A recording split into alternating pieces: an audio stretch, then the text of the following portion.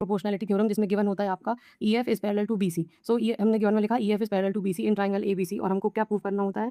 To prove that AE upon EB is equal to AF upon FC। लेकिन हम इसको direct तो कर नहीं सकेंगे, तो हम यहाँ पे कंस्ट्रक्शन करेंगे। कंस्ट्रक्शन में हम ज्वाइन करेंगे EG perpendicular on AF and EH perpendicular on AE।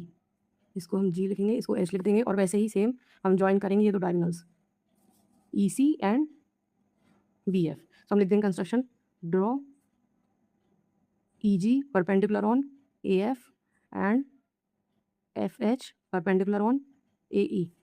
Also join, आपको ये सब लिखना है, also join EC and BF। तो अब हम यहाँ से हमारा प्रूफ स्टार्ट करते हैं। हम क्या करेंगे, ऊपर वाला triangle AEF upon area of BEF हम ऐसे करेंगे इस तरफ, इस वाले बेस को पाने के लिए, और सेम हम दूसरी तरफ भी करेंगे। तो हम लिखेंगे area of triangle AEF upon area of triangle BEF। हम एरिया पढ़े हुए क्या होता है, area half of base into height upon इसका भी half of base into height. तो हाफ तो ये ठीक है, बेस हो जाएगा AEF के लिए AE half of AE into height हो जाएगा जो 90 डिग्री ऑल्टीट्यूड होता है FH upon same half of BE के लिए height BE and altitude same FH। क्यों? क्योंकि हमने पढ़ा हुआ है कि जब टेढ़ा ट्राइंगल होता है तो उसकी जो ऑल्टीट्यूड होता है वो साइड में बनता है ना, ये 90 डिग्री ऐसा आता है साइड में। तो बस वैसे ही हम करेंगे। तो यहाँ पे जो सेम सेम है उसको हम काट देंगे, FH से FH कट गया, हाफ से हाफ कट गया, बचा क्या, यहाँ बचा AE upon AE upon BE या EB। ये हो गया आपका इक्वेशन 1। अब सेम हम लेंगे एरिया ऑफ ट्राइंगल इस तरफ में AEF upon area of triangle CEF, क्योंकि हमने यहाँ पे AEF लिया तो यहाँ पे CEF लेंगे।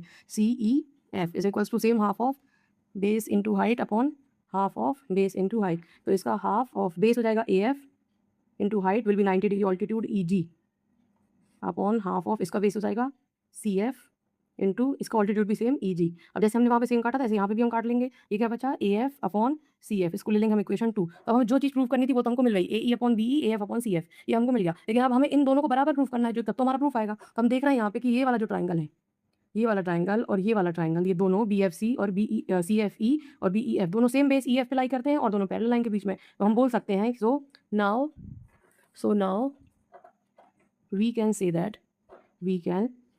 that triangle BEF and triangle CEF lies on the same base EF lies on the same base EF and between same parallel lines